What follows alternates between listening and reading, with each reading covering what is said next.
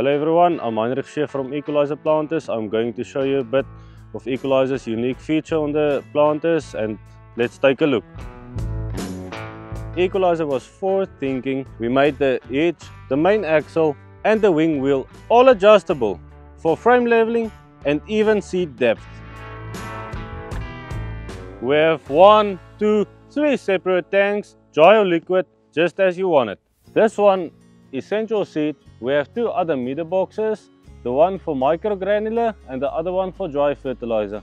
We have precision planting technology on our planters with options like Delta Force, V-Sets, V-Apply Granular, V-Apply Base that is factory fitted. We have an upfront coulter system because it's easier keeping one coulter in the ground than 2 coulters with less downforce. We have the tailed gauge wheel because pulling is easier than pushing. We have the notched closing wheels for proper closing with toe in and toe out settings.